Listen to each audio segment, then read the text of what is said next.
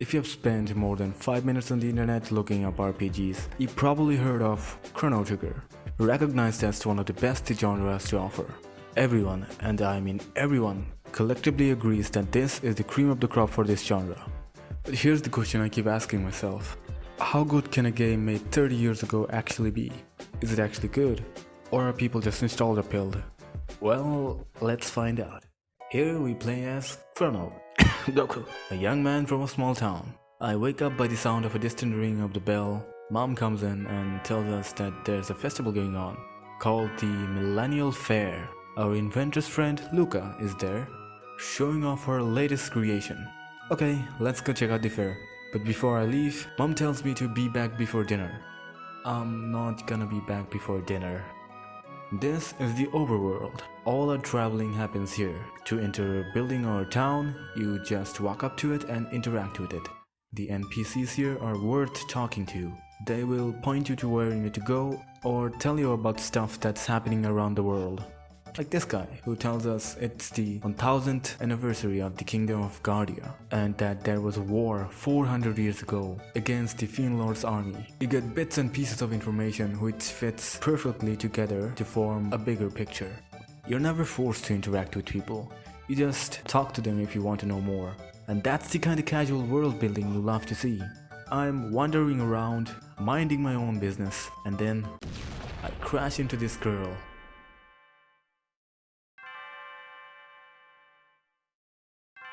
She's convinced that she lost her precious necklace. It's been banished to the Shadow Realm and she'll never see it again. Even though it was sitting right there, literally 2 bits away. I give the idiot back her necklace. She tells me her name is Meryl. Or Marl. I don't know. And she wants to tag along. Sure, why not? We explore the fair a bit more and find one of Lucas' inventions. A giant mechanical robot named Gato. He's got metal joints, he sings a little song, and if you beat him up, you get 15 silver points. So obviously we beat him up for the points. I guess now is a good time to explain the combat system. Chrono Trigger uses a turn-based combat system, similar to Pokemon, but executed way better. You get an action gauge that fills up over time, and once it's full, you can queue up an action. This can be an attack, using an item, casting spells, or whatever you want. Certain buffs and debuffs can affect how fast the gauge fills up, and that's really all you need to know for now. It's intuitive once you get into it. After that, I try to pet a cat. It runs away, obviously. Meryl wants some candy, but can't make up her goddamn mind. And finally we find Luca and her dad showing off their latest creation to a group of very skeptical people. Apparently their inventions tend to, how do I say this? They tend to light up like fireworks. So no one wants to try the telepath. And naturally, Luca asks me, her best friend, to volunteer as a test subject, risking my life for her inventions.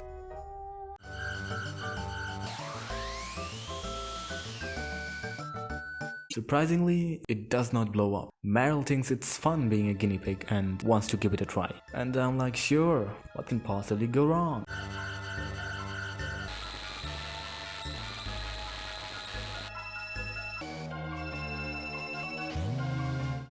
He's gone, vanished, erased, poof, show's over. Go home, folks. Okay, Luca, good luck. I guess I'll go home. And where do you think you're going, huh?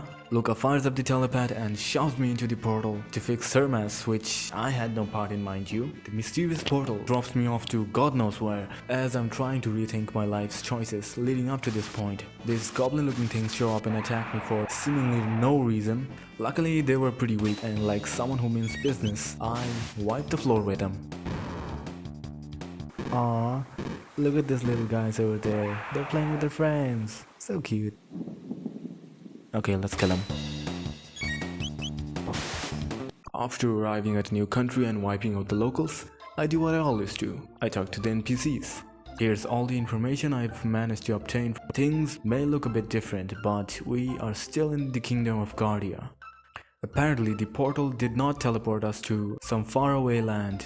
Instead, I've been sent back in time, to the year 600 AD to be exact. We also found out that the queen of this time period went missing, though they say she was found wandering near the mountains.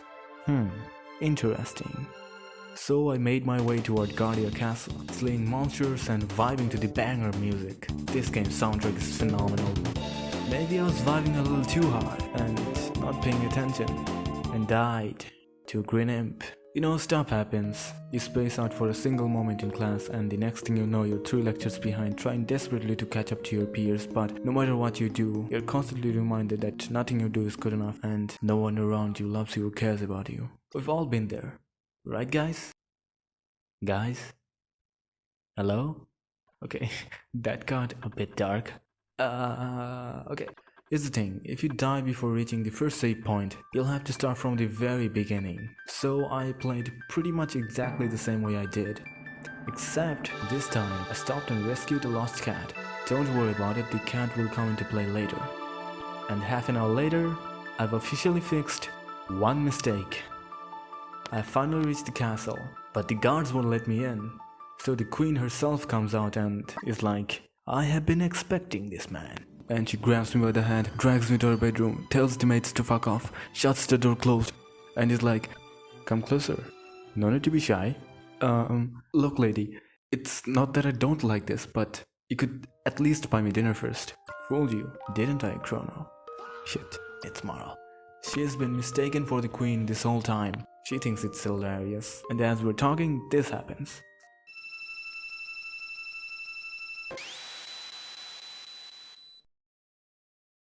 Can you stop disappearing for 5 minutes?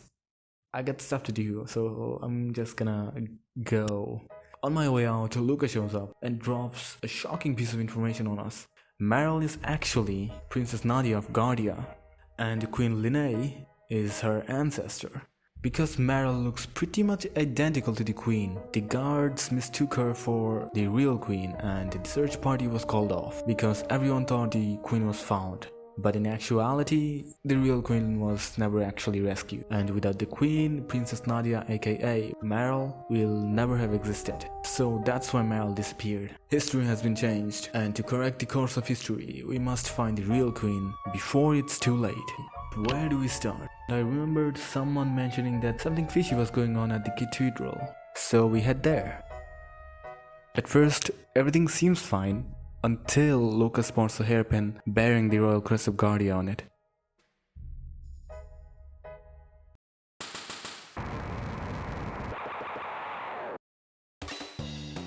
Let's talk tech and combos. As you fight and progress, you will earn TP or tech points, which will allow you to perform combos with your party members. These are powerful attacks that does a ton of damage. Some attacks can hit multiple enemies, so the position of enemies becomes a very important factor during combat. God, this Nagas keeps spamming slowness. But after a couple of combos, victory is ours. Yes, Luca did pass out, but she's fine.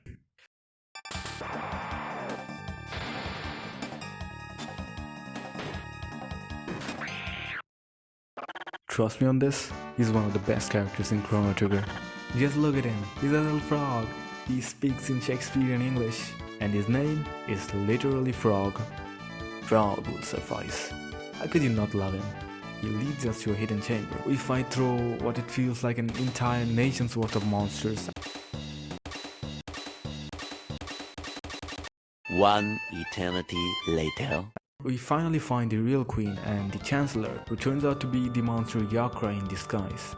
This is the first real boss fight. This guy hits hard with both single and multi-target attacks, and he has a ton of health. I'm constantly healing, burning through potions and revives, just barely keeping everyone alive.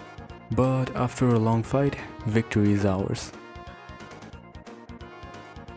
And thus, the captive queen is saved, and the chancellor was locked inside a chest.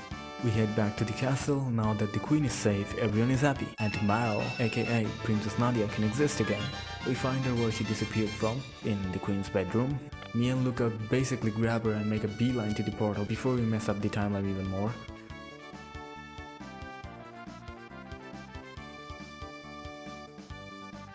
Finally back in the present, Luca starts investigating why the portal appeared in the first place, and I'm on escort duty for the princess.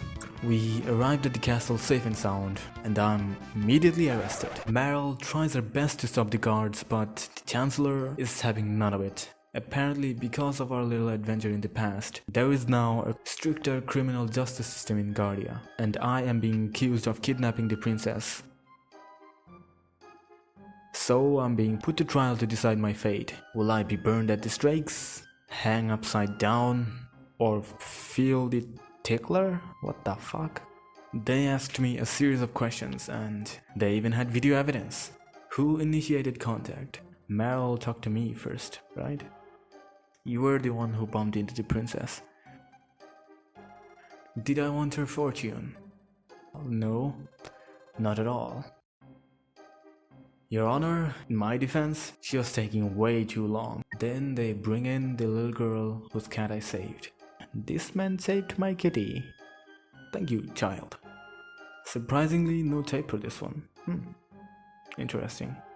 Time for jury to decide my fate. If you believe the defendant guilty, stand to the left, innocent to the right.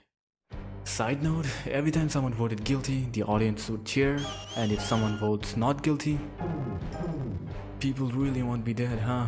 Well, too bad. The final verdict? Not guilty. Suck it, losers. Even though I was found not guilty, I was sentenced to 3 days in prison for aiding in Princess's escape from the castle.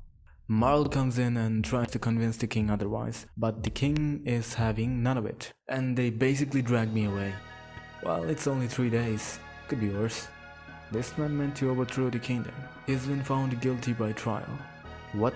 No, I wasn't. His execution is in 3 days.